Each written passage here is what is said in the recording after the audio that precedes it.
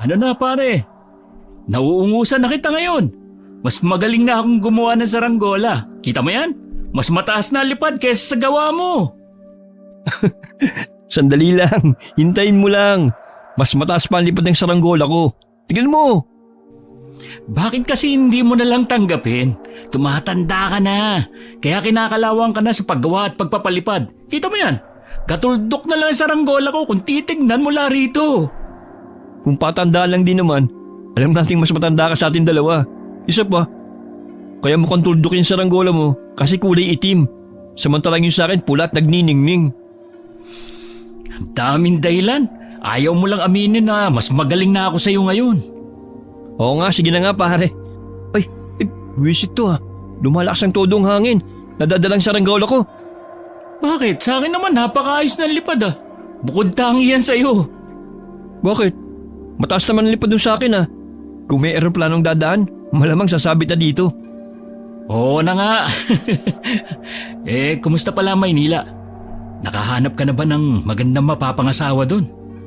Maraming magaganda pero walang seryoso. Mga mapaglaro, napakarami nila. Siguro magaling ka na din makipaglaro pagdating sa pag-ibig, no? Aba hindi ah. Anong akala mo sa akin? Siyempre, laking lola pa rin naman ako at may respeto ako sa mga babae. Aba, mabuti naman.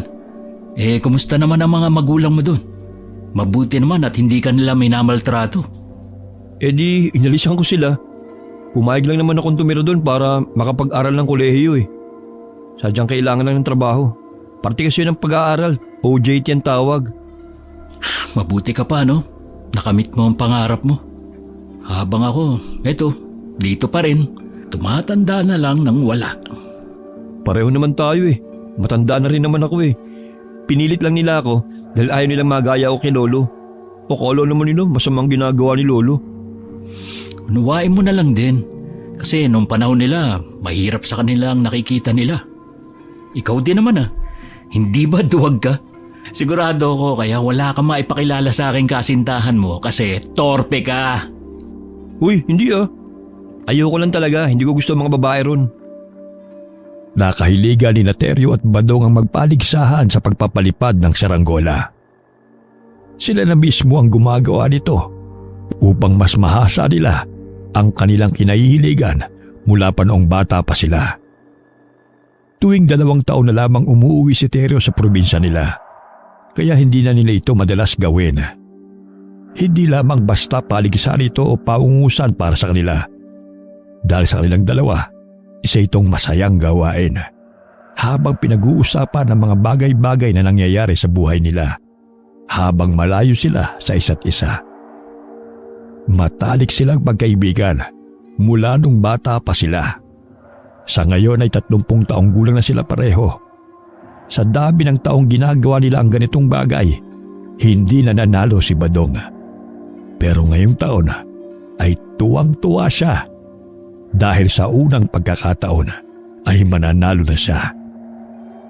Biglang napansin ni Badong na tila napupunta ang saranggola ni Teryo malapit sa isang malaking puno na nasa gilid ng bukirin.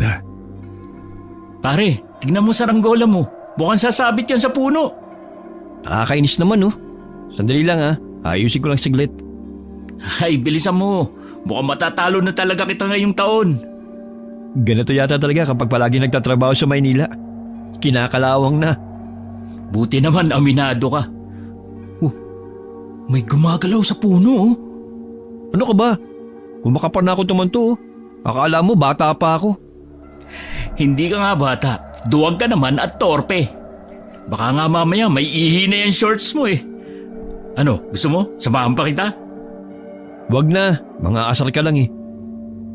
Ngunit bago pa man makagalaw si Teryo, tumama na ang tali ng kanyang saranggola sa sanga ng puno. Halos maputol ito habang pilit niyang hinahatak. Natawa naman si Badong at nagkomento pa.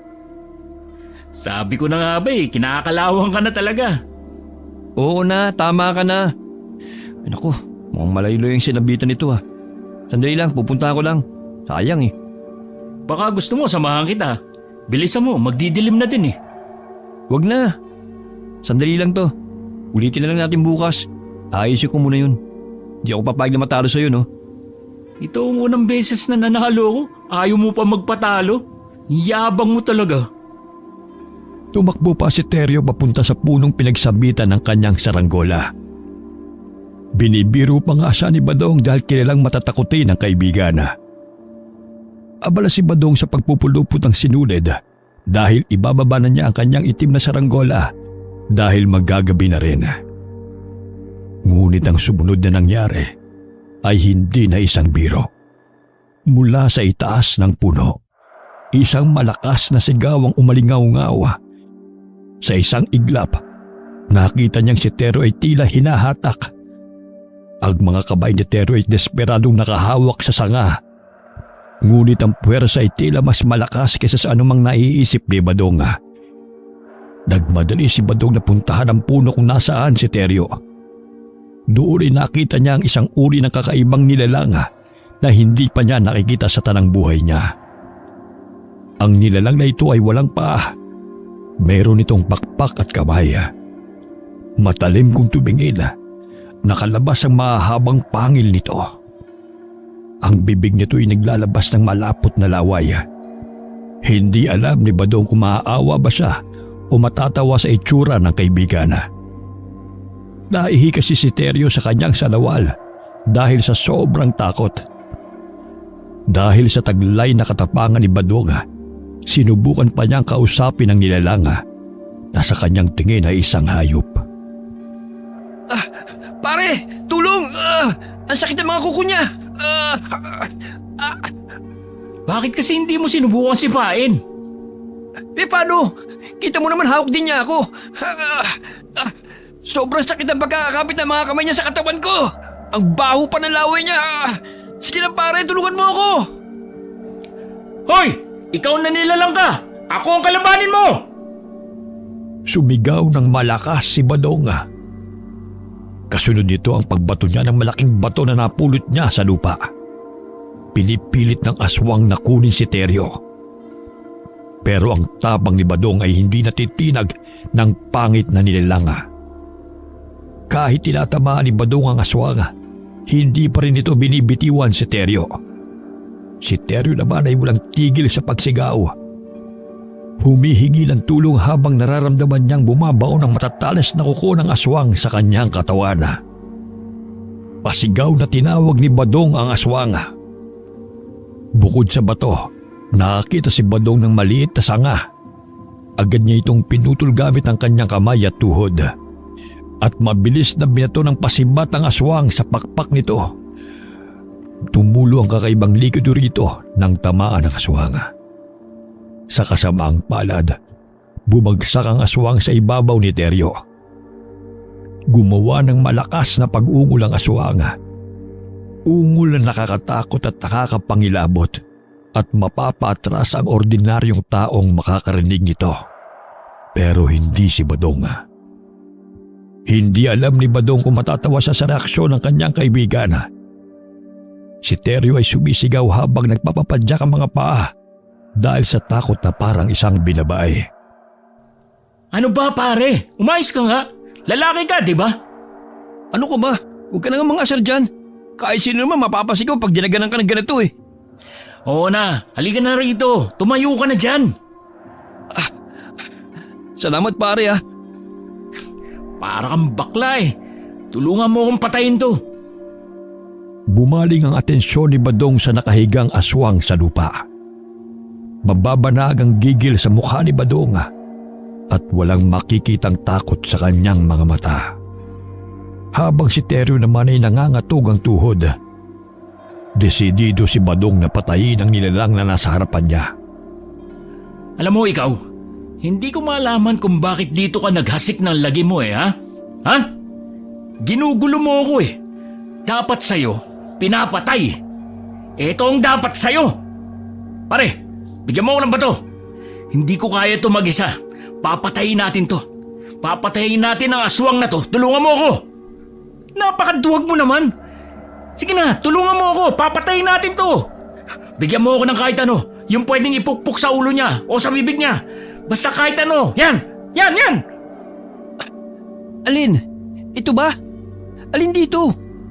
Kahit ano, kahit yung maliit na sanga. Yan damo, pwede na din. Isasakal natin sa bibig ng aswang na to ng malason. Anong ginawa mo sa pakpak niya? Isang hampas ko lang na maliit na patpat, nagkaganyan na. Marupok naman pala to eh. Tama na yan. Baka may kasamahan pa yan. Balikan tayo. Napakaduwag mo talaga. Akin na yung mga lupa. Halika, ipasok mo sa bunganga niya. Pare, wala talaga eh. Wala akong mahanap. Ay nako, yan! Pumulat ka dyan ng kahit ano. Pulutin mo yung mga bato, buto, kahit lupa. Basta kung ano man na, makita mo dyan. Halika, lalagay natin sa bibig ng aswang na to. Nakita ni Badong na ang binato niyang maliit na sanga kanina ay sa balikat tumama. Kaya hindi maigalaw ng aswang ang kanyang mga braso at mga kamay. Habang nagsasalita si Badong, nagmamadali siyang humingi ng tulong kay Teryo na mukhang nabigla at natatakot pa rin sa sitwasyon. Hinampas pa at sinipa ni Badong ang pakpak ng nilalang na nasa harapan niya. Hinatak pa ni Badong ang buhok ng babaeng nilalang. Habang naghahanap si Teryo ng kahit anong pwedeng gamitin laban sa aswang, napansin ni Badong ang pakalat-kalat na papel. Dinampot niya ito at agad isinubo sa bibig ng aswang. Kasunod nito, dumakot siya ng lupa at isiniksik sa bunganga ng nilalang. Sumigaw ng malakas ang aswang, dahilan para mapatras si Badong. Biglang nasuka ang aswang ng malapot na likido. Kasama ang lupa at papel ay sinaksak ni Badong sa bibig nito. Sa sobrang pagtataka at pagkabigla ng dalawa, hindi nila napansin ang pag-alis at paglipad ng aswang na tumakas na sa kanila. Pambira, kaya pa palang lumipad ng hayop na yun. Hayaan na natin, pare. Ay putang ina, nakatakas yung hayop. Hayaan mo na, pare. Hahabulin mo pa ba? Hayaan mo na siya makatakas. Alam mo pre, kung tinuloy natin yun, patay na yun eh. Eh di wala nang kukuha ulit sa'yo. Ikaw naman, hindi ka nag-iisip eh. Pare naman, hindi natin siya kaya. Ang hahaba ng mga kuko niya. Ang laki ng bibig niya. Mukhang kaya tayong lamunin. At nakakalipad pa. Teryo, kung naduduwag ka, wag mo kong hikayatin na matakot din. Kalalaki mong tao, ang duwag-duwag mo. Oh, ano gusto mo? Patakot din ako? Hindi naman sa ganun, pare. Iniisip ko lang kasi baka mapahamak ka. Mapahamak tayo. Pero nakita mo ba? Nanghina yung aswang dahil sa akin. Pagbato ko ng kahoy, nasaksak siya sa pakpak. Eh di nawala, di ba? Pero mabilis niyang napapagaling ang kanyang sarili. Alam mo, ang mga aswang na katulad niya, may kakayahan para pagalingin ang sarili nila. Kaya dapat habang nangihina pa siya, umatake na tayo bago pa siya gumaling. Badong, sigurado ko ba? Kaya mong pumatay ng aswang? Oo, aswang yun, di ba? Ano ko ba? Ang hina mo. Hindi mo ba nakita kung ano-anong isinaksak ko sa bunganga niya? Kita mo yan? Ang daming malapot na likido na lumabas mula sa kanya. Pero tignan mo to, yung papel na sinubo mo. Hindi man lang nabasa sa kapal ng likidong nilabas niya. Lumapit sila sa lugar kung saan sumuka ang aswang. Kita roon ang malapot na likido at ang basang lupa na isinubo ni Badong kasama ng papel. Gamit ang dalawang daliri, dinampot ni Badong ang papel at nakita nilang hindi nga ito nabasa. Nagkatinginan sila ni Teryo. Parehong nagtaka kung paano nangyari yun. Unti-unting binulat-bulat ni Badong ang papel at napansin itong walang nakasulat rito.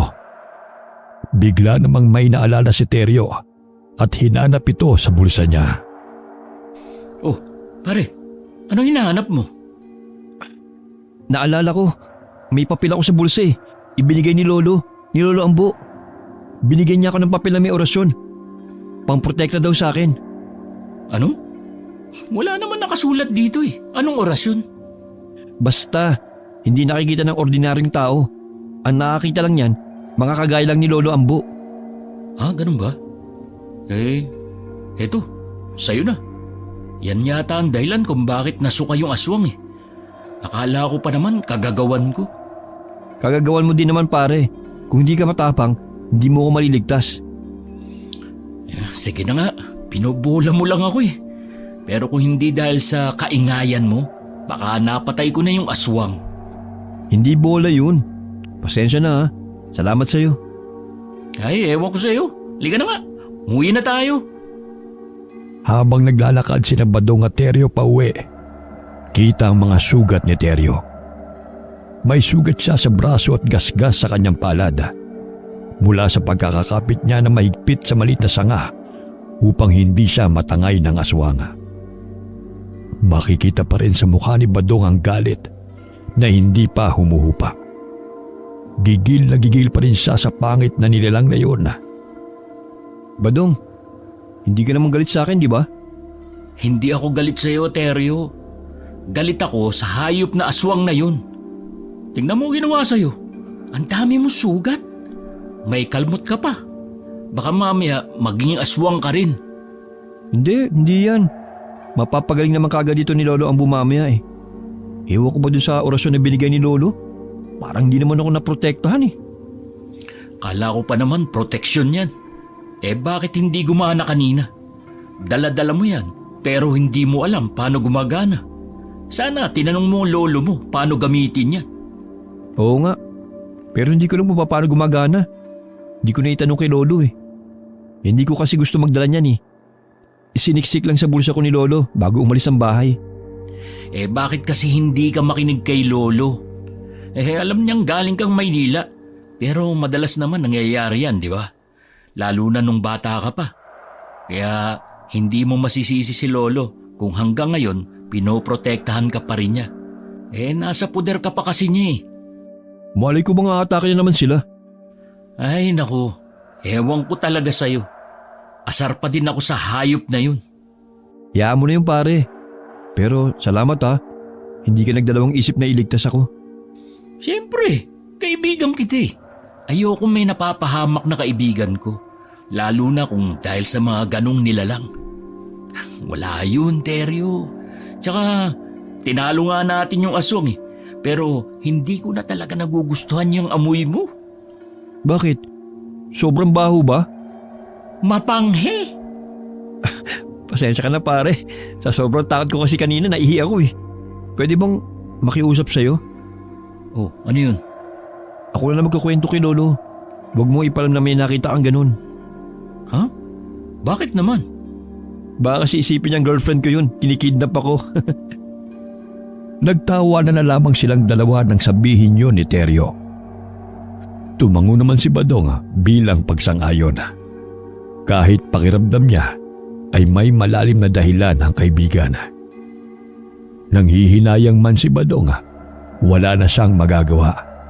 Natakasan sila ng halimaw na yon. Pero masaya na rin siya dahil halos-galos lang ang natamo ng kanyang kaibigan. Habang naglalakad pa uwi, nag-aasaran lang sila at nagtatawanan sa mga bagay na nalampasan nila. Alam ni Badong na posibleng bumalik ang nilalang na yon, lalo na at bugbog sarado yun sa kanya. Pero kung sakali mang mangyari yon, sigurado si Badong na mapapatay na niya ang hayop na yon.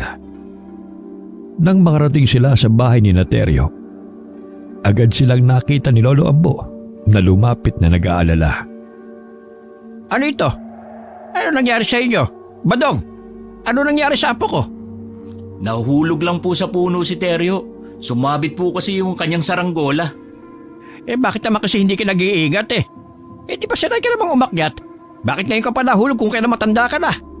Marupok po palang naapakan ko. Yan na nga ba sinasabi Sir Teryo eh. Hindi ka kasi nag-iingat. Pumasok ka na rin at maglinis na ng iyong katawan. Teka lang, ano ba yung amoy na mapanghe? Si Teryo po, naihi at nagtitili na parang bakla po kanina bago bumagsak sa puno. Hala, hindi po yung totoo Lolo. Ikaw naman pre oh. Ipinagmamalaki kita kay Lolo tapos ako sinisiraan mo pa. Anong paninira dun? Sinasabi ko lang naman ang buong katotohanan. Lo, wala ka po bang naamoy? Mapanghe nga talaga iho. Wala akong alam dyan. Maliligo na nga ako para magamot ang sugat ko. Pabihira talaga. Napakaduwag talaga. Nang ikukwento na ni Badong ang tungkol sa pag-ihi ni Teryo sa salawala, Agad itong tumakbo papunta sa likod ng bahay kung nasaan ang banyo at paliguan. Nagtatawa na lamang ang matandang si Ambo at si Badong sa inasta ni Teryo. Nagpaalam na si Badong na uuwi sa kanila. Sinabi nito, hinitid lamang niya ang kanyang kaibigan para masigurong ligtas itong makakauwi. Pansin din kasi ni Badong ang panginginig ng braso ni Teryo. Nahalatang natatakot pa rin kahit wala nang aswang sa harapan nila. Ay, sige Lo. Hinatid ko lang po si Teryo. Mauna na rin po ako. Salamat sa iyo, iho. Mag-iingat ka.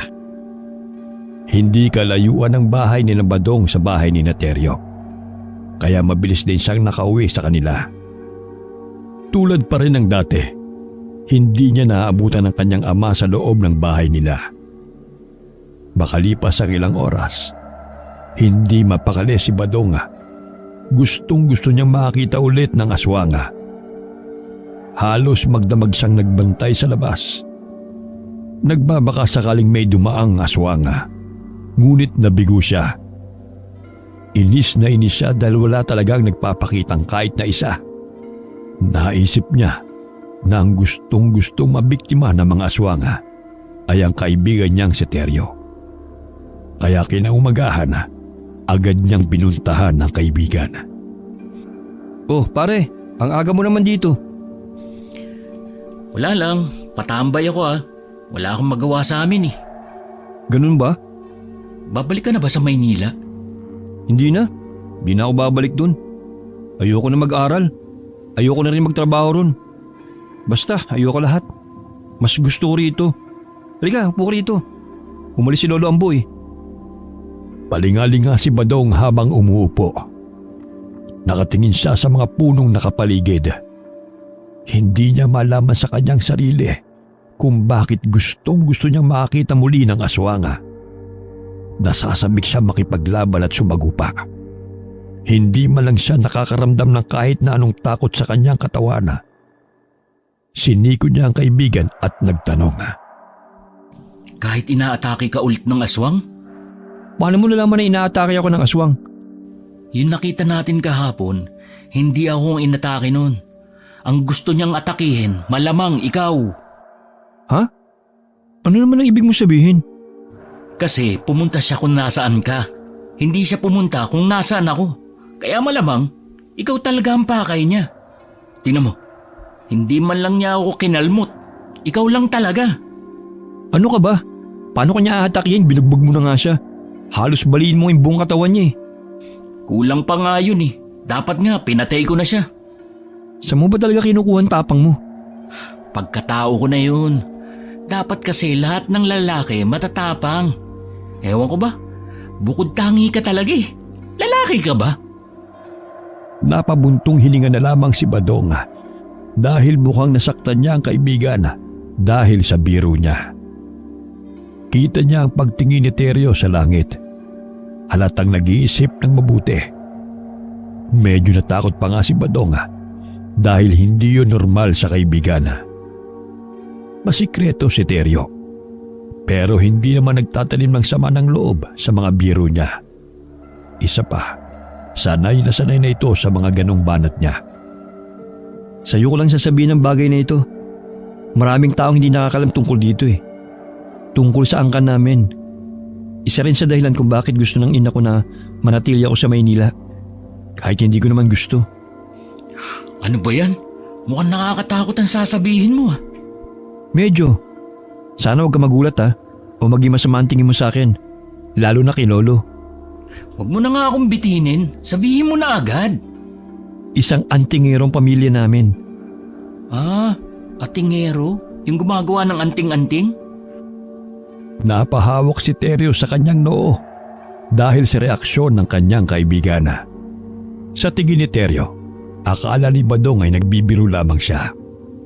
Bumuntong hininga ulit si Teryo upang makahugot ng lakas ng loob na ipaliwanag ang lahat kay Badong. Ang pamilya namin ay nagtatanggol sa mga tao laban sa mga aswang.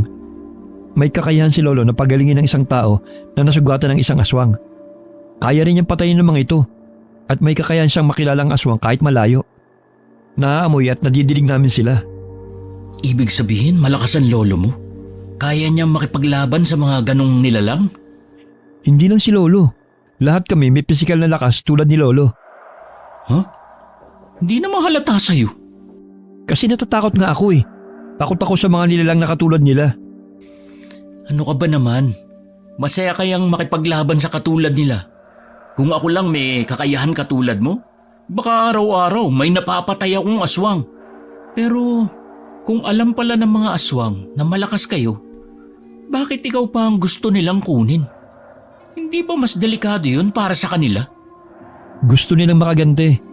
Marami nang napatay si Lolo Ambo ng mga kalahi nila. Ah, naghihiganti pala ang aswang na yun ha? At ikaw ang target dahil duwag ka. Tumangutang na lamang si Teryo sa pag-uulit ni Badong sa sinabi niya. Natutuwa si Teryo dahil hindi man lang nakitaan ng takot ang kanyang kaibigan na. Bagkus, nakitaan niya ito ng tuwa at mukhang nasasabik na makakita ulit ng mga aswanga. Ibig sabihin, alam mo kung paano mapaghanang nakasulat sa papel? Oo naman. Wala lang akong lakas ng loob. Eh di sana tinuro mo sa akin. Pambihira naman. Nakakainis. Eh di sana napatay na natin yun. Nag-iingat din ako kasi kasama kita. Baka mapahama ka. Isa sa mga utos ni Lolo, dapat walang mapapahamak na ordinaryong tao. Kayang-kaya natin yun. Napakaduwag mo lang talaga eh. Masaya kayang makipaglaban at may binubugbog. Kakaiba ka talaga pre, no? Ewan ko sa'yo. Teka lang ha, diyan ka muna. May gagawin ako sa loob eh. Alam mo, naisip ko lang, bakit hindi tayo magsanay dalawa? Magsanay ng ano? Ano naman ang gagawin ko? Ang gawin mo, gamitin mo yung orasyon mo. Magpalakas ka. Alam mo, mas maganda kung tandem tayo. Anong tandem? Yung partner. Ha? Anong partner? Ano yun? Ala, galing ka pang Maynila, hindi mo alam yung ganong tawag? Yung tandem, yung partner. Para magkasama tayo. Ha? Magsasama tayo sa iisang bubong? Doon ako titira sa inyo? O ikaw ang titira sa amin? Gago, hindi. Yung partner, yung tandem. Patapusin mo kasi ako. Yung partner o yung tandem, magkasama sa panunugis ng aswang. Diba tinutugis ka ng aswang? O ngayon, tayong tutugis sa kanila. Ay nako, hindi ko kaya ang sinasabi mo pre. Eh anong gagawin mo? Tatakbo ka na naman papuntang Maynila at magtatago. Hindi mo kayang harapin at labanan yung mga aswang na yan? Ano ka ba? May kapangyarihan sila. Eh di ba sinabi mo nga, may kapangyarihan din kayo para kontrahin sila? Eh di mas malakas ang kapangyarihan mo kaysa sa kanila. Ano ka ba naman? Tao ako. Higit na mahina tayo sa kanila. Ikaw na nagsabi, may kakayahan ng mga aswang na yan na pagalingin ang mga sugat nila na gawa natin. Bakit? Sinabi ko bang aswang ako? Ewan, pero hindi ako papayag sa sinabi mo. Nahahasa ang kakayahan ng tao, kaya nga nandito ako bilang tandem mo para turuan at tulungan ka. Ikaw ang may hawak ng orasyon, habang ako ang lalaban ng pisikal. Ang galing na naisip ko, di ba? Hindi papayag si Lolo sa gusto mo. Wala kang sapat na kaalaman kagaya namin. Pero madali akong matuto. Hindi, umuwi ka na. Pabalik na si Lolo galing sa sakaan. Baka mapagalitan pa ako. Ay, kahit ano sabihin mo, dito na ako sa tabi mo. Laging pupunta sa'yo yung aswang, kaya dito na lang ako. Babantayan kita. Babantayan mo ako? Eh parang mas ikaw pa yung nanganganib eh. Baka kapag dumating ang mga aswang, ikaw pa ang unang mapahamak sa kanila. Pre, pag dumating yung mga aswang, ako ang magiging bangungot nila.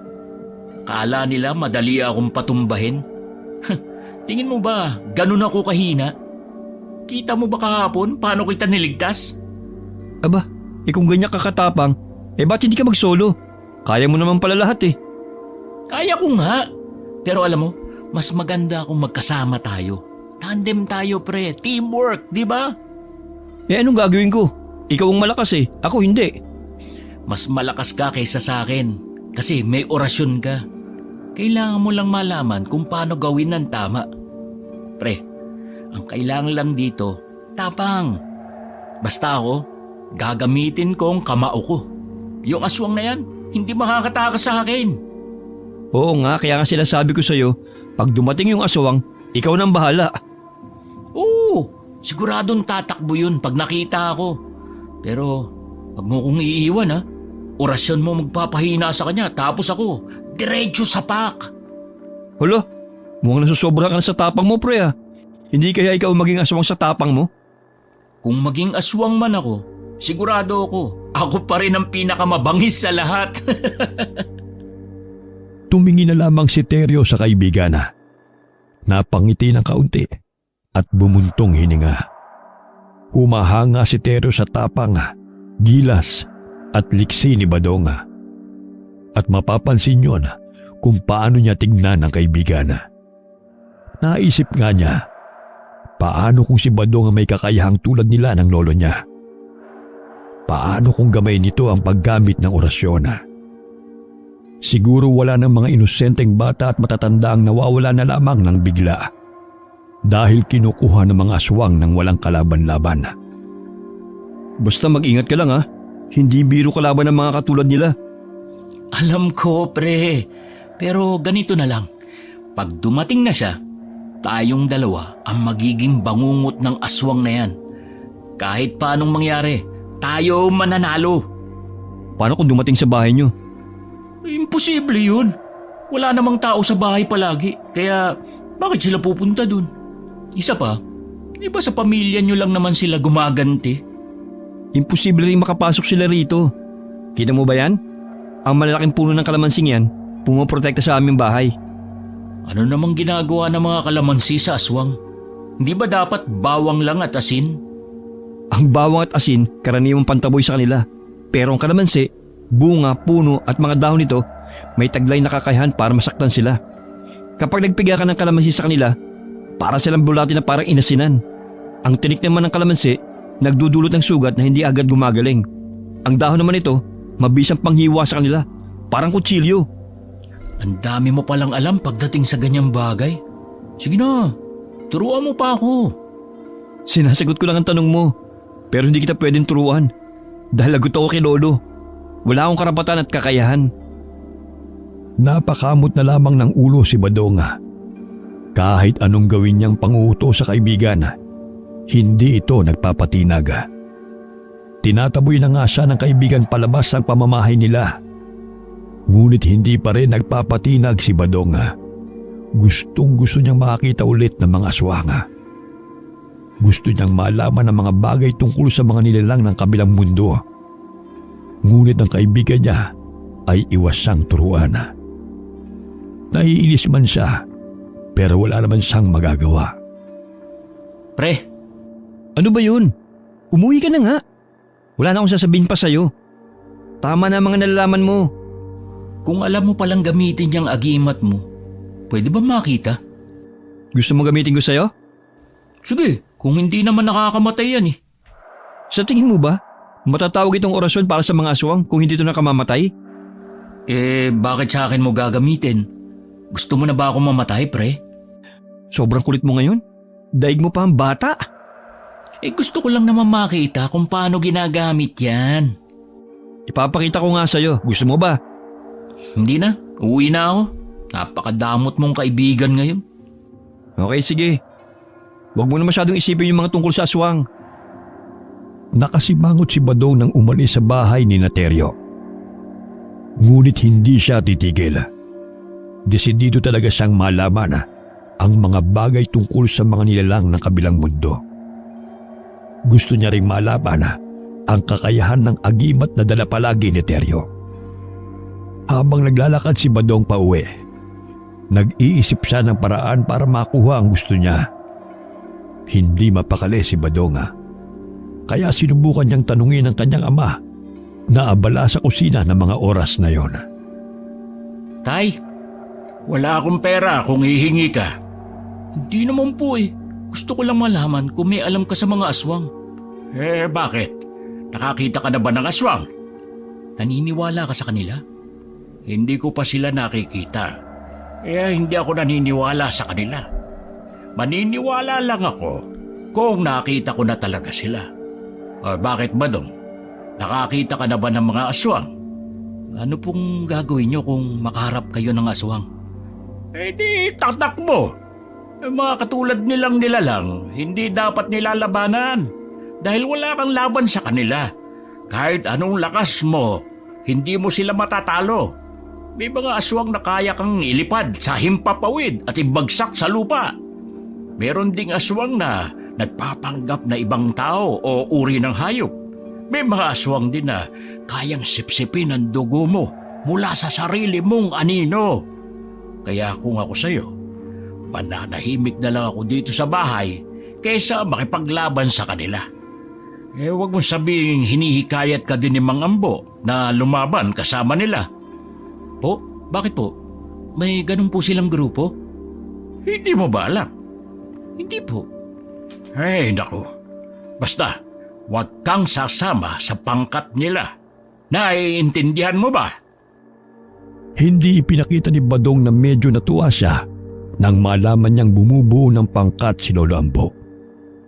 Ang lolo ni Teryo na lumalaban sa mga aswanga. Nakaisip kaagad siya ng plano kung paano magiging bahagi ng sinasabing pangkat na yon. Halos hindi makatulog si Badong ng gabing yon.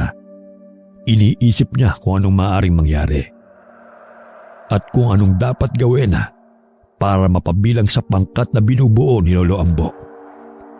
Samut-saring bagay ang kanyang inisip hanggang sa makatulog siya. Kinabukasan, nagising si Badong nang wala na ang kanyang ama. Naisip niya na baka pumunta na ito sa trabaho. Sumisipol pa si Badong habang naglalakad papunta sa bahay ni Teryo. Dahan-daan pa siyang palapit upang gulatin ang kaibigan. Pero pambihira talaga ang kakayahan ni Teryo. Dahil malayo pa lamang siya, ay nakalingon na kagad ito at nakatingin sa kanya. Nawala ang ngiti ni Badong at napalitan ng inis. Naiinis siya sa kaibigan dahil nakikita niyang masyadong malakas ang kapangyarihan nito kahit napakaduwag. Kung ganyan kalakas ang pakiramdam mo, bakit hindi mo naramdaman dun sa kapatagan na may aswang na gustong kunin ka? Hindi pakiramdamang malakas sa akin, kundi pang amoy. Ang amoy ng mga taong kakilala ko. Naamoy ko kaagad pag parating. Baka naman ikaw ang may lahing aswang. E di sana alam ko ang amoy nila. Sa totoo lang, hindi ko maamoy ang amoy nila kung hindi ko minsang naamoy. Parang kinikilala ng ilong ko. Ganun ang kakayahan ko na wala kay Lolo. Pero siya, may kakayahang malakas na pakiramdam. Pero siya naman, malakas ang pakiramdam niya. Ganun ba? Akala ko sobrang baho ko na kaya naaamoy mo agad. Nasaan pala si Lolo? Anong kailangan mo sa Lolo ko? Sikreto na namin yun. Nasaan ba siya? Eh di sikreto din. Hindi ko sasabihin kung nasan siya. Ano pa naman yan? Sige na. Bumubuo daw ng grupo ang lolo mo. Gusto kong sumali. Sino naman nagsabi sa'yo? Eh di ang tatay ko. Ayaw niya nga sumali ako eh. Pero sayang naman ang kakayahan ko, di ba? Nasa sakahan siya. Gusto mo bang sumama? Nagdadala ako ng pagkain sa kanya eh. Mag-isa lang siyang nag-aani dun eh. Sige, mabuti yan. Sasabihin ko sa kanya kung gaano ko kalakas. Kalakas magyabang. Kaibigan ba talaga kita? Hindi ba ugali mo ito? Ugali mo mang asar at mambara? Ginagaya lang kita. Ikaw Nagtawa na ng magkaibigan dahil sa hirit ni Teryo kay Badong. Masaya silang naglalakad papunta sa sakahan ng kanyang lolo para humingi ng pahintulot si Badong na mapabilang sa gagawing grupo. Ayaw man ni Teryo na sumali ang kaibigan dahil alam niyang mahirap at hindi biro ang daraanan nitong pagsasanay. Pero sa isip niya, kung gusto talaga ni Badong, wala naman siyang magagawa. Dahil nakikita niya ang tapang at dedikasyon ni Badong, bagay na bagay siya maging manunugis ng mga aswanga. Nang makarating sila sa sakahan, nakita nila si Lolo Ambo na abala sa kanyang mga pananim. Magandang araw, Lolo Ambo. Batog, ano ginagawa mo dito? Bakit napasama ka kay Teryo papunta dito sa sakan? Napakakulit talaga po ni Badong Lo. Kahapon pa po niya gusto kayong makausap. Di ko maintindihan ng taong yan. Kasi po, gusto ko po sanang itanong kung pwede po ba akong mag-apply? Ha? Hindi naman kami naghahanap ng tao. Bakit ka mag-a-apply? Nag-aabono pa lang ako ng palayan. Hindi pa naman anihan. Ang ibig ko pong sabihin, gusto ko po sanang mapabilang sa grupong binubuo nyo. Anong grupong binubuo? Wala naman akong binubuong grupo.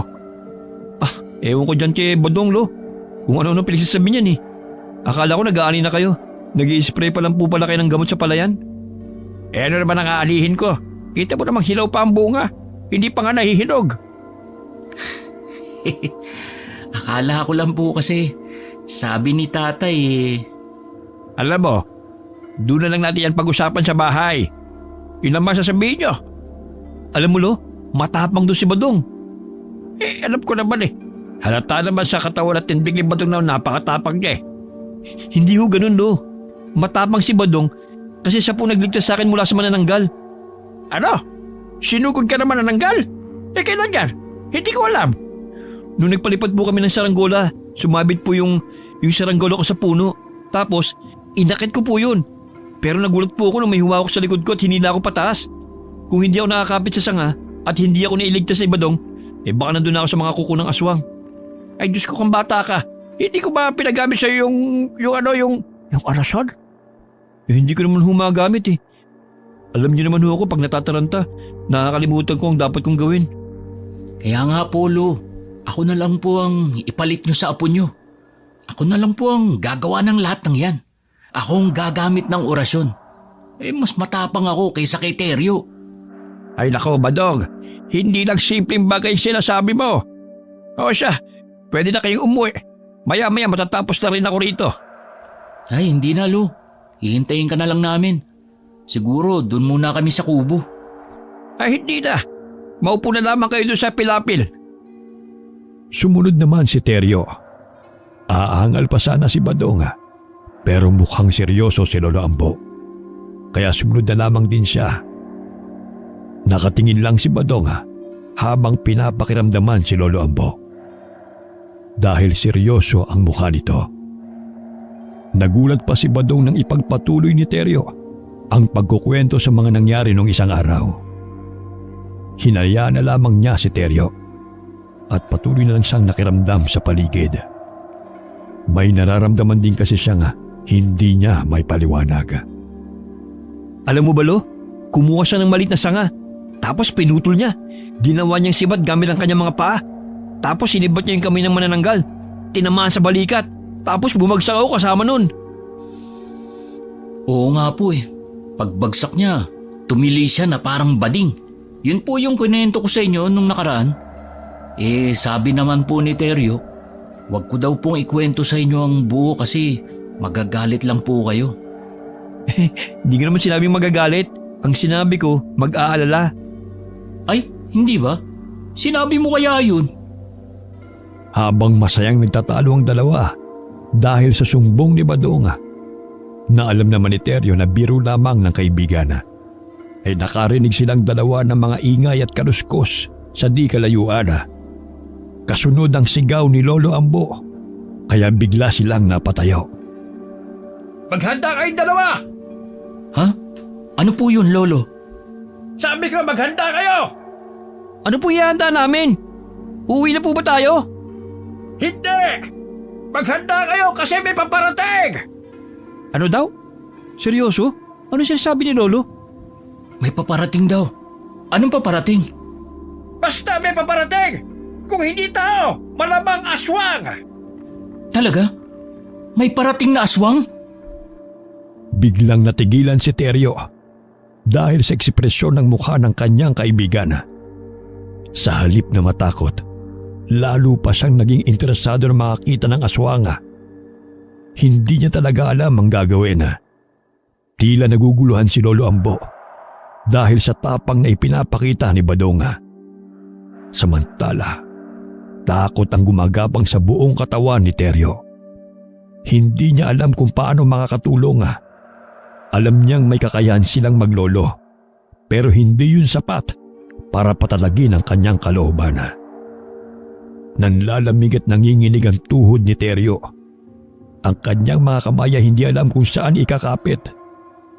Kaya't idinikit na lamang niya ito sa pilapil ng palay habang nakaupo. Hinihintay ang pag-atake ng kahit na anong nilalanga tulad ng bili ni Lolo Ambo. Ilang saglit pa, may kung anong dumamba sa harapan nila ni Badong. Lolo! May kalabanin mo! Hindi mo nakikita may kalaban din ako rito! Hindi napansin ng magkaibigan na may inispreya na palang aswang si Lolo Ambo sa kanilang tabi. Si Lolo Ambo ay kalmado, ngunit handa sa bawat kilos ng mga aswang.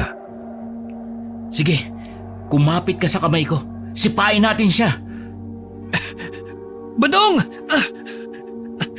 Diyan ka lang sa likod para hindi ka niya nahahawakan. Ako nang bahala dito. Anong gagawin ko? May tutulong ba ako? Manahimik ka lang dyan. Kami na ang lalaban dito. Sinipa ni Badong ang aswang sa harapan niya, habang si Teryo ay mahigpit na humawak sa likod ng kaibigan. Hindi alam ni Teryo kung nakakatulong ba siya o nagiging pabigat lamang sa kaibigan.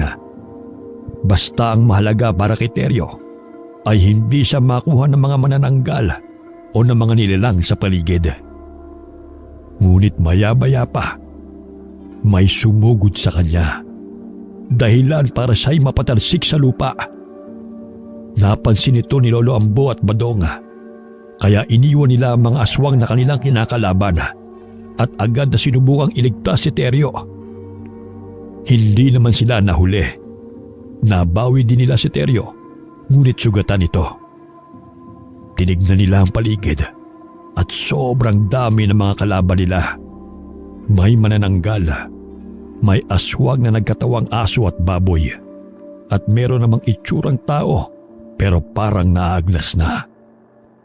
Sobrang dami nila at hindi handa si Lolo Ambo ng mga sandaling yon.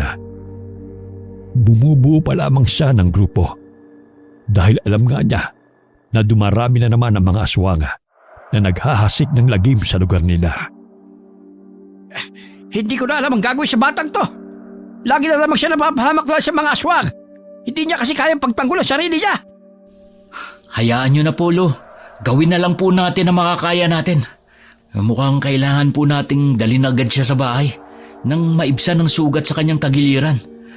Mahirap na kung maubusan siya ng dugo. Pero hindi natin kaya tumakas dito. Dala mo ba ang papel, Teryo? Dahan-dahan lang at maingat na lumalapit ang mga aswang sa pwesto nila. Nag-aabang at nag-iingat sa mga gagawin ni Lolo Ambo.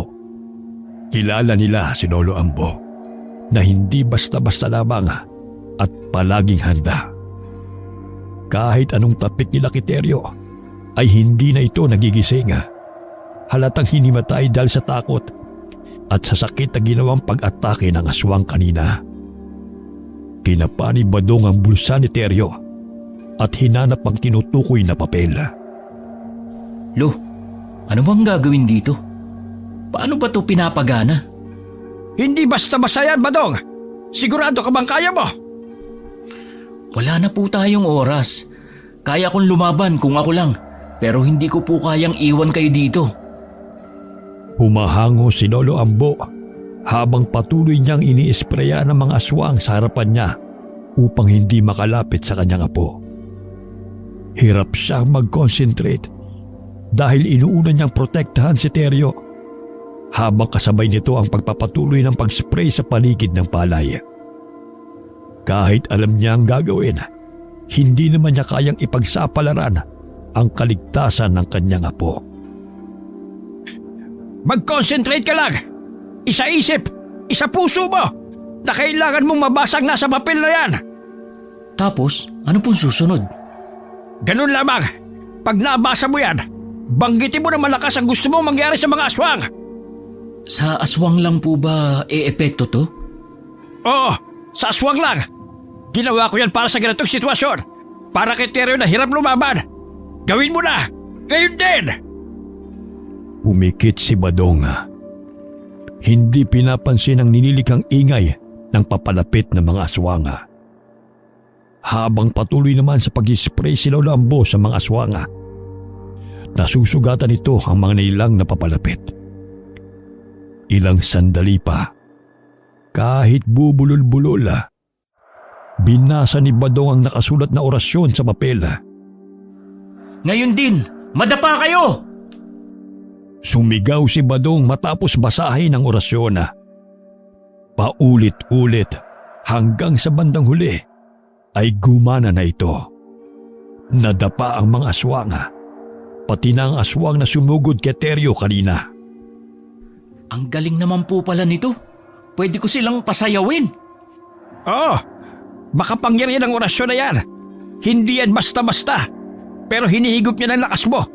Kaya hindi ko nire-recommend ang gamitin ng madalas. Ganun po ba? Pwede ko silang sabihan na matulog? Matutulog sila? Oo, pwede yon.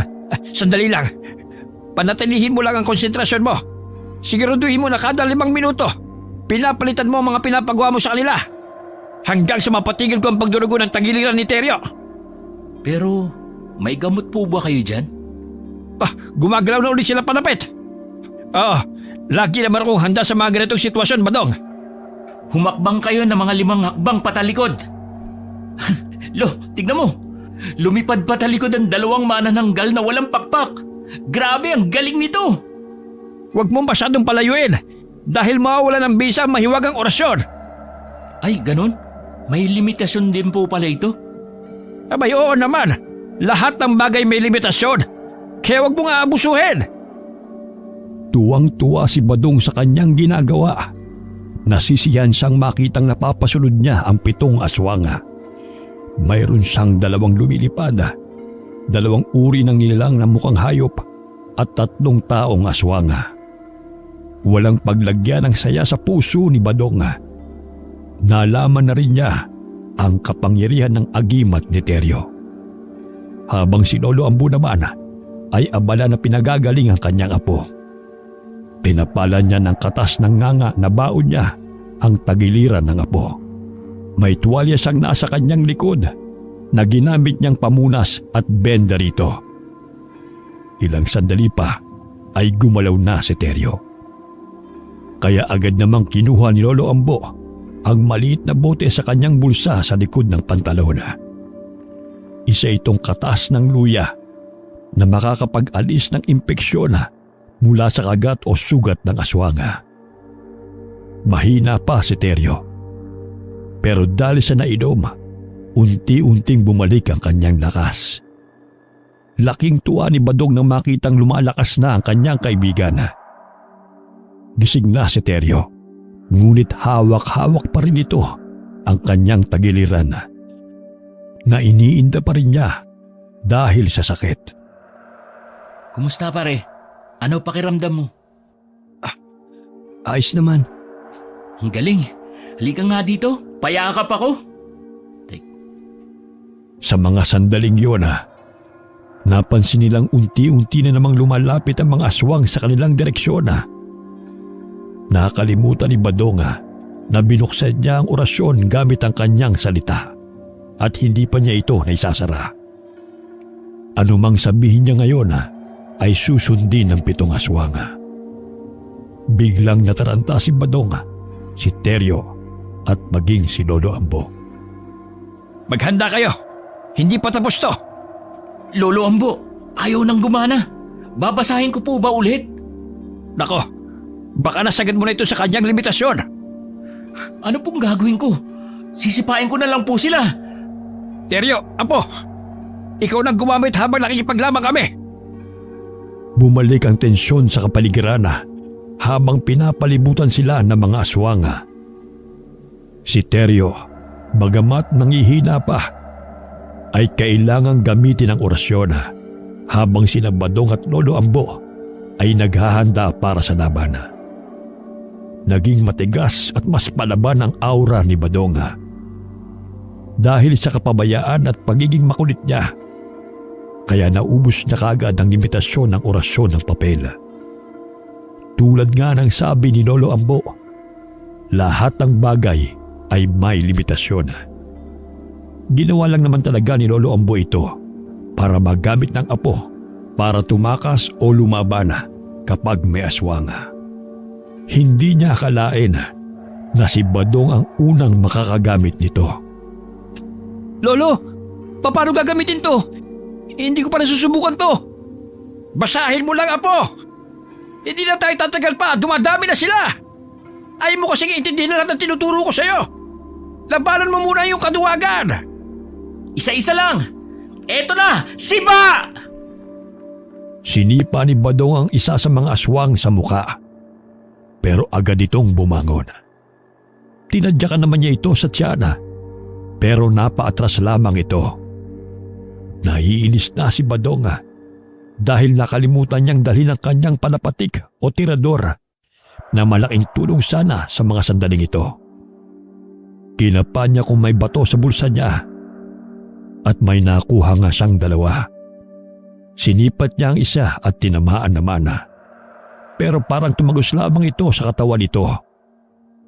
Napapamura na lamang si Badong sa kanyang isipan. Kaya pa niyang lumaban. Pero nakakapagod kalaban ang hindi nasasaktan. Pakiramdam niya, siya lamang ang napapagod. Hindi sila tinatablan! Teryo, bilisan mo! Sa ngalan ng mga ninuno namin, humina kayo! Huwag kang titigil! Ubusin mo na lahat ang nasa papel! Bahala na! Pasa mo yung maliit na pala sa tabi mo, Teryo! Naalala ni Badong na may napansin siyang maliit na pala. Nakatabi lamang yun sa pilapil na kanilang inupuan kanina. Inabot ni Tero yung pala kay Badong. Hinampas ni Badong ang papalapit na aswang. Sugpuin lahat ang kasamaan! Humina kayo! Lolo! May dalawa sa likod nyo! Abala ang mga mata ni Badong. Alerto siya dahil kailangan walang makalapit kahit isa kay Teryo. Agad na humarap si Lolo Ambo. Gamit ang pang-spray na nilagyan niya ng asina, binugan niya ito sa mga aswang. Hindi kayo makakalapit! Teryo, tapusin mo na yan! Hindi sila napapagod! Patuloy ang laban pero ramdam na ni Badong ang bigat ng sitwasyon. Nakangiti pa rin siya pero sa loob niya ay alam niyang hindi sila magtatagal kung hindi matatapos ni Teryo ang orasyon. Isang aswang ang biglang sumunggab kay Lolo Ambo mula sa likod. Hindi ito nakita ng matanda at agad siyang natumba. Mabilis na sumugot si Badong para tulungan si Lolo Ambo. Ngunit sa kanyang pagtalikod, isang aswang naman ang biglang dumamba kay Teryo. Tinawag niya ang pangalan ni Lolo Ambo at Teryo. Sabay hampas ng kahoy sa aswang na nakadagan kay Lolo Ambo. Walang tigil na pinaghahataw ni Badong ang lahat ng aswang sa harapan niya. Pero tila hindi sila nauubos. Nakakaramdam na sila ng pagod. Hindi tulad ng mga aswang na parang hindi nauubusan ng lakas. Pilit na bumabangon si Lolo Ambo mula sa pagkakabagsak. Ngunit bago pa siya makagalaw, isa pang aswang ang sumunggab sa kanya. Hinila ang kanyang braso at tinangkas ang kagatin. Halos mawalan siya ng lakas sa bigat ng mga aswang na dumadagan sa kanya. Samantala si Teryo naman ay nakikipagbuno sa aswang na humawak sa kanya. Hindi niya magawang makapagbasa ng maayos. Nanginginig ang mga kamay niya at napapatakbo ang kanyang isipan sa takot. Palapit na ang matatalim na ngipin ng aswang sa kanyang leeg na buong lakas naman niyang tinutulak at pinipigilan. Isinisigaw ni Lolo Ambo ang pangalan ni Badong. Pilit na tinataboy ang aswang sa kanyang katawan. Napapalibutan na sila. Matindi ang tensyon at tila bawat segundo ay patungo na sa pagkatalo. Habang pilit na dumedepensa si Teryo, naramdaman niyang wala na siyang ibang paraan kundi basahin ang orasyon sa kabila ng takot. Mabilis niyang inulit sa kanyang isipan ng mga salita habang patuloy na nakikipagbuno sa aswang. Masunog kayong lahat! Sa isang iglap, biglang gumuhit ang malakas na kidlat mula sa langit. Tumama yun sa mga aswanga. Isa-isang nasunog ang mga ito. Umuungol at sumisigaw ang lahat dahil sa matinding sakit na nararamdaman na. Habang nagliliyab ang kanilang mga katawan. Si Badong na buong tapang na hinarap ang mga nilalanga ay nagulat sa nangyari at pinanood na lamang ang nagaganap. Si Lolo Ambo nakahandusay pa rin sa lupa. Napatingin kay Teryo ng may gulat at paghanga. Unti-unting naglaho ang mga aswanga. Tanging abo na lamang ang naiwan sa kanilang lugar. Mabuti naman, natapos din. Nakakapagod yun ha. Hindi man lang sila tinatablan ng kahit anong suntok at sapak ko. May kasama pang sipa doon ha. Buong katawan na ginagamit ko. Akala ko ba malakas ka? Akala ko ba matapang ka? May ba't nagrereklamo ka ngayon? Ano ka ba? Hindi ako nagre-reklamo. Nagtataka lang ako dahil parang hindi sila nasasaktan sa mga ginagawa ko sa kanila. Ganun talaga, iho. Mga kakaibang nila lang sila eh. Anong ibig niyo pong sabihin, Lo? Ang mga katulad nilang nilalang, hindi sila kaya sakta ng mga katulad dating tao. Mga espesyal na kagamitan lamang ang makakapanakit sa kanila. Isa na riyan ang orasyon. Oo nga pala, Lolo Ambo. Paano niyo pala natuklasan o paano kayo naging ganyan? Naging isang atingero? Ang pagiging isang antingero ay hindi basta-basta. Kailangan matapang at buong loob mo. Kasi kung isa kang antingero, tapos wala kang lakas ng loob, paano kang haharap sa mga nilalang na yon, hindi ba?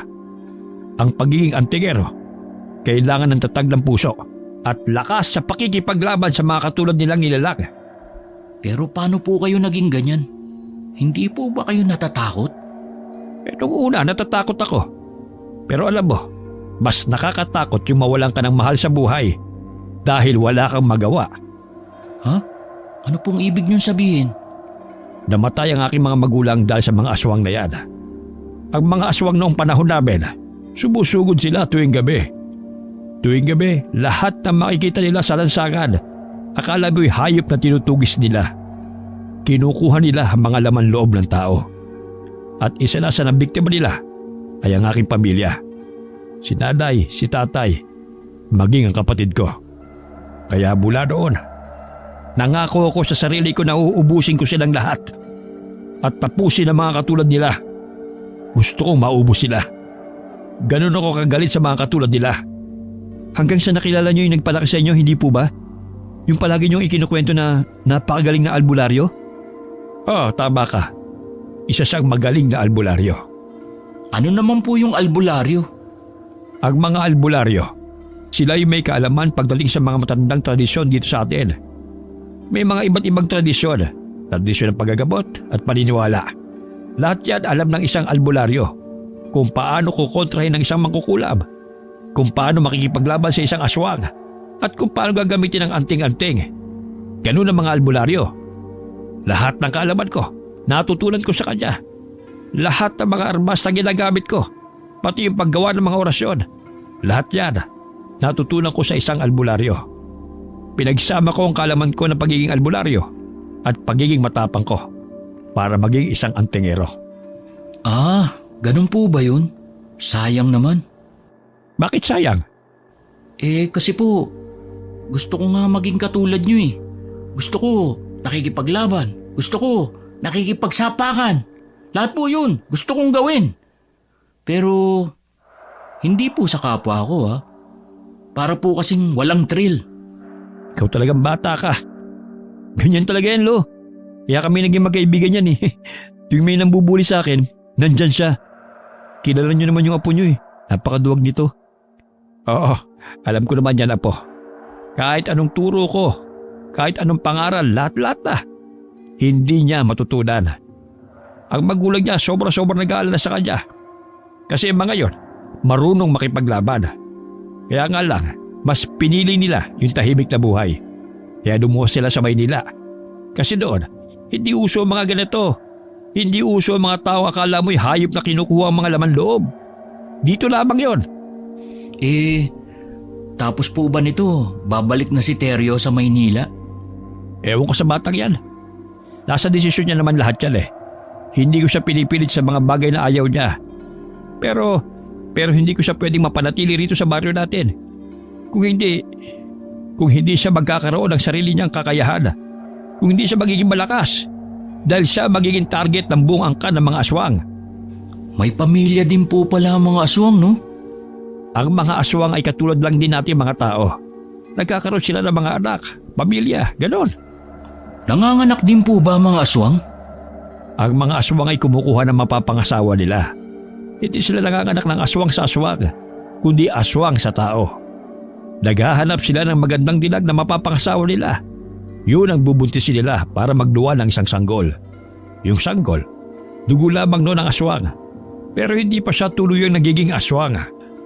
Magiging ganap lamang siyang aswang kapag napainom na siya ng dugo at laway. May mga ganon. Pwedeng dugo lamang, pwedeng laway lamang. May iba't ibang uri ng pagsali ng angkan nila. Ganun po pala. Pwede niyo po ba akong turuan? Ha? Anong turuan? Maging aswang? Nako, wala akong alam doon. Turuan po maging katulad niyo. Katulad yung may kakayahan na makipaglaban sa aswang at pumatay. Gusto mo rin maging antingero? Pero wala ka namang dahilan para umanib. Hindi po ba sapat na gusto ko lang? Isa pa, hindi po ba bumubuo kayo ng grupo? Ang grupong yon ay binubuo ng mga taong may mahal sa buhay na kinuha ng aswang. Pero kung wala, hindi ganun kalalim ang kagustuhan nila na umanib. Si inay, pinatay ng aswang, hindi po ba? Sino bang nanay mo? Si Mendez po, yung asawa ni Mang Pido. Ako, pasensya ka na. Hindi ko naalala kaagad. Pasensya na magulo isip ko. Pero alam mo ba, inaya ko ang ama mo pero umayaw siya. Ako na lang po. Sigurado ka bang gusto mo? Opo, gusto ko rin makipaglaban sa mga aswang. Nakikipagsapakan at may laban.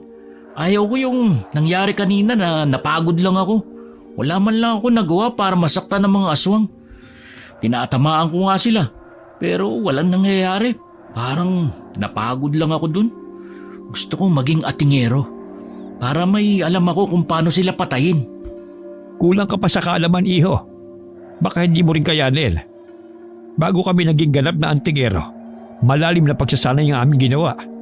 Lalo na si Teryo. Halos buong kabataan niya. Tumatalo na tumatakbo. Lahat ng pagsasanay, ginawa niya para maging katulad ko. Pero sa huli, nakita ko na mas mahirap ang kalaban na kailangan niya munang talunin. Ang sarili niya, ang karuwagan ng apo ko. Malay mo, Lo. Ako pala ang tunay mong apo at hindi si Teryo. Hoy, Badong! Huwag mo nga akong siraan. Inaagaw pa lolo ko, ha? Sumasakit na talaga ang tagiliran ko. Pwede na ba tayong umuwi? Mamaya na tayo umuwi. Nagkukwentuhan pa kami.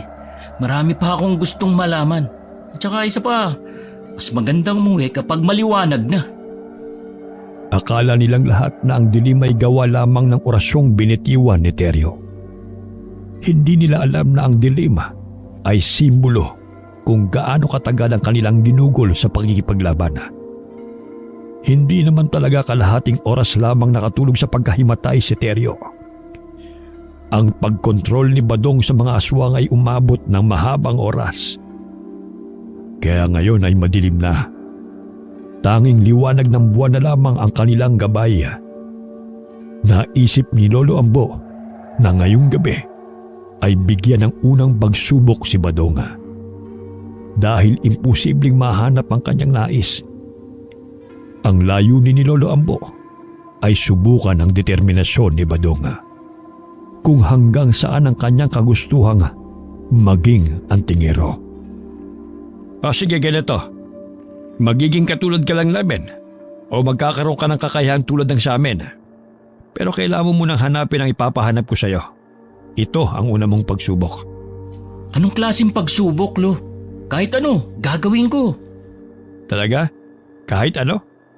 Oo, Lo. Basta maging katulad nyo lang ako at magkaroon ng kakayahan. Sige. Maghanap ka ng papel dito sa gitna ng bukirin. Anong klaseng papel? Yung katulad nung kay Teryo? Hindi. Kahit anong papel. Kasi ang papel na nakakiteryo ay sa kanya lang dapat gumagana. Kaya laking gulat nga namin nung mapagana mo yun eh. Siguro dahil nasa panganibang may-ari. Ang papel na yon ay kumikilala sa may-ari nito. Dahil may dugo ni Teryo at nakaorasyon mismo ni Teryo. Ganun ba? Sige ho, hahanapin ko yung gusto nyong ipahanap. Mabuti. Sige na, maghanap pa na rito sa buong bukirin na ito. Tumakbo si Badong sa bukirin na ramdam ang bigat ng kanyang misyon na. Malawak ang bukirin na at hindi siya sigurado kung saan magsisimula. Kailangan niyang hanapin ang papel. Alam ni Badong na ito ang kanyang unang pagsubok upang maging antingero. Kaya't wala siyang balak sumuko. Tahimik ang paligid. Ang liwanag ng buwan lamang ang nagbibigay liwanag sa kanyang daraanan. Naririnig niya ang ingay na nililikha ng mga insekto at ang hangin na humahampas sa kanyang balat. Walang bakas ng papel ang natagpuan niya. Tumigil siya, nag-isip, at tumingala sa kalangitan. Bigla siyang nakaramdam ng kakaibang enerhiya. May malamig na hangin na dumaan at tila may puwersang gumagabay sa kanya. Patuloy siya sa paghahanap sa gitna ng bukirin at napansin niya ang kakaibang kumpol ng palay. Isang palay na tila kumikislap sa ilalim ng buwan. Lumapit siya rito at doon ay nakita niya ang malaginto na palay. Hindi ito papel. Ngunit may kakaibang enerhiya na humihila sa kanya. Hawak niya ang palay. Naramdaman niyang may init na ibinubuga ito. Bigla siyang nakaramdam ng puwersang pumasok sa kanyang katawan. Alam niyang espesyal ito. Tumingin siya sa paligid at naramdaman ang puwersang nagtutulak sa kanya na bumalik kay Lolo Ambo. Kahit hindi niya natagpuan ang papel, alam niya sa puso niya na may mas mahalaga siyang natagpuan. Bumalik siya sa bahay ni Lolo Ambo. Dala ang kumikinang na palay. Puno siya ng kasiguraduhan na may mahalagang kahulugan ang kanyang natagpuan. Lolo, ito po ang natagpuan ko. Wala pong papel dito sa bukirin. Pero alam ko may kakaiba dito. Anong nakita mo? Paano siya naging kakaiba? Hindi mo natagpuan ang papel. Pero natagpuan mo ang mutya ng palay. Mutya ng palay? Ano po yun? Ang hiyas ay isa sa pinakamahalagang kayamanan ng ating mga ninuno. May kakayahang magbigay ng proteksyon laban sa mga nilalang na hindi natin kayang saktan sa karaniwang paraan. Nagbibigay ito ng kapangyarihan sa may hawak nito. Ibig sabihin po ba nito, magagamit ko to laban sa mga aswang? Oo, Badong. Ngunit hindi sapat na hawakan lamang ito. Kailangan mong matuto at maghanda. Mahalaga ang pagsasanay at dapat puno ng tapang at dedikasyon ng iyong puso. Lolo, handa po akong magsanay. Gagawin ko ang lahat para maprotektahan ang ating mga tao laban sa mga aswang. Simula pa lamang ito, Badong. Ngayon, alam mo na ang halaga ng mutya. Sa mga susunod na araw, matututunan mo pa ang lalim ng mundo ng mga antingero. Haharapin natin ang mga nilalang na yon, hindi para maghiganti, kundi para protektahan ang mahihina at walang laban. Tumango si Badong. Nararamdaman ang bigat ng responsibilidad. Ngunit sa halip na matakot, nakaramdam siya ng lakas at determinasyon. Alam niyang ito ang simula ng kanyang paglalakbay tungo sa pagiging ganap na antingero. Sa gabing yun, sa ilalim ng maliwanag na buwan, nagsimula ang bagong kabanata ng buhay ni Badong. Hindi lamang bilang tao, kundi bilang may taglay na kapangyarihang nagmumula sa hiyas ng palay. na magiging gabay niya sa pakikipaglaban sa mga aswanga at iba pang madilim na puwersa. Makalipas ang isang buwan, matapos ang nangyari, naging abala si Badong sa pagsasanay. Sumasama siya araw-araw kay Lolo Ambo sa Bukirin. Doon araw-araw ay mas sinasanay niya ang kanyang sarili na maging mabilis. Itinuro ni Lolo Ambo na dapat baliksi at matatag siya upang protektahan ang kanyang sarili kaysa maging pabigat sa mga kasamahan. Umuuwi si Badong sa kanila na palaging pagod. Nagtataka ang kanyang ama, ngunit hindi ito nagtatanong noon hanggang dumating ang araw na ito. Saan ka galing?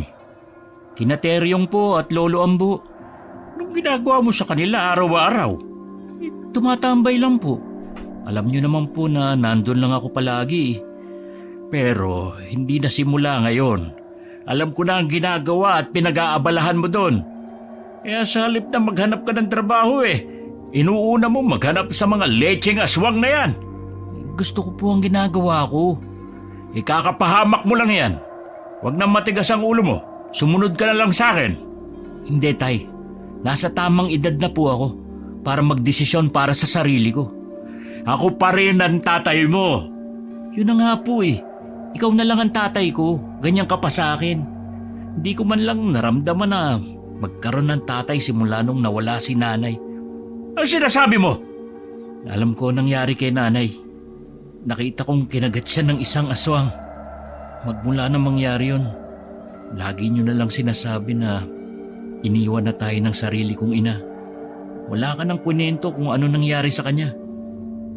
Habang abala si Badong at Mang Pito sa kanilang pagtatalo, naamoy ni Badong ang hindi kaaya-ayang amoy. Amoy ng isang aswang. Tay, dito ka lang po sa loob. Badong, makinig ka sa akin. Huwag kang gagawa ng ganyan sa harapan ko. Dito lang po kayo sa loob. Huwag kayong lalabas. Haharapin ko sila. Isang aswang na nagkatawang baboy ang bumaba sa bubong ng kubo nila Badong.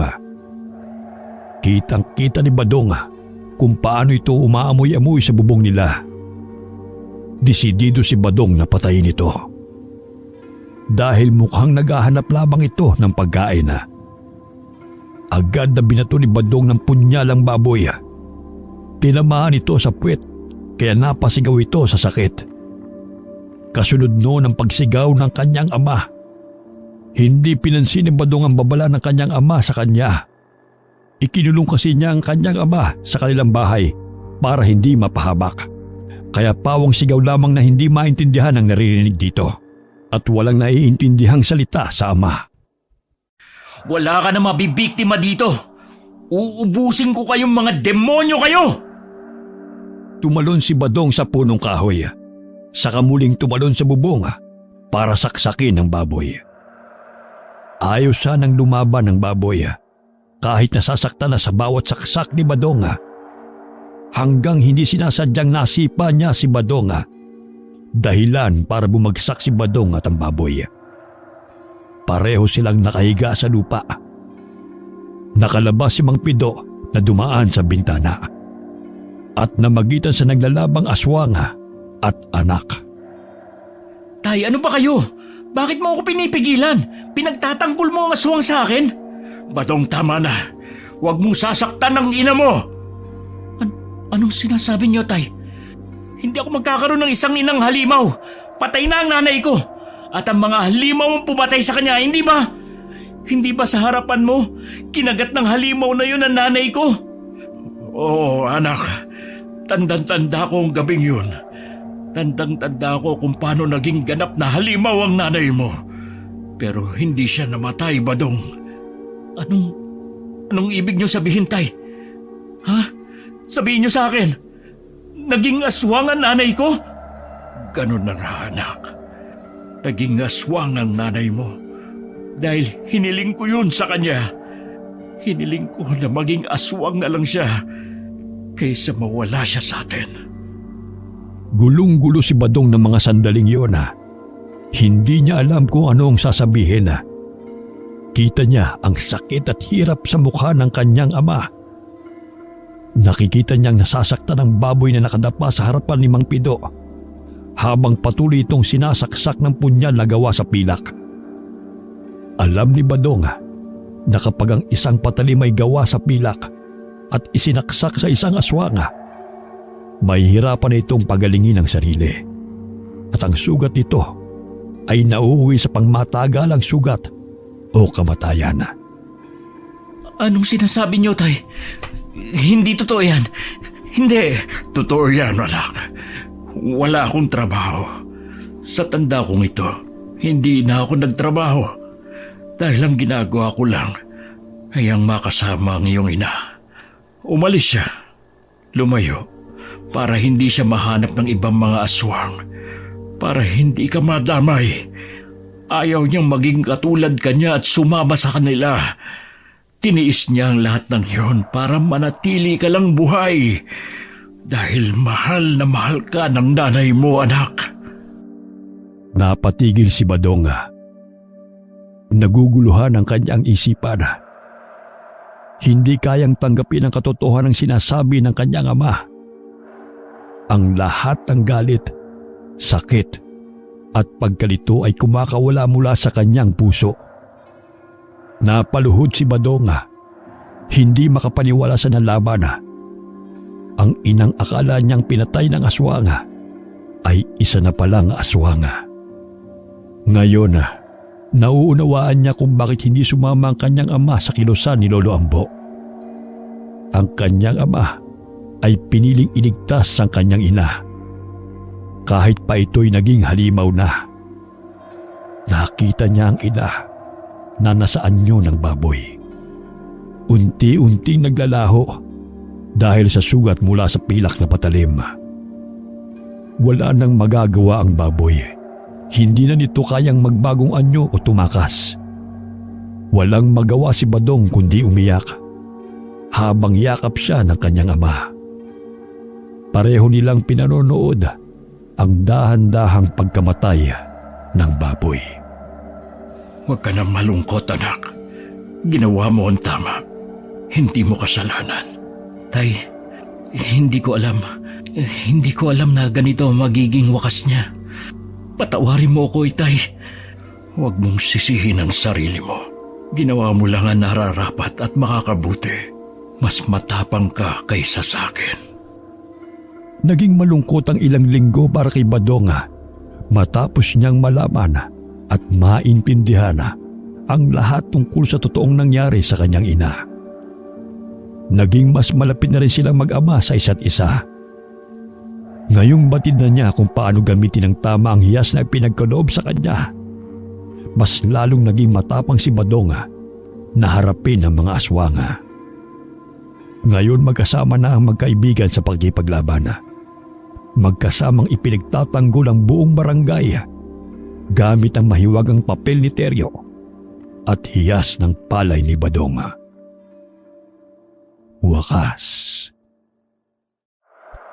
Ano na, pare? Nauungusan na kita.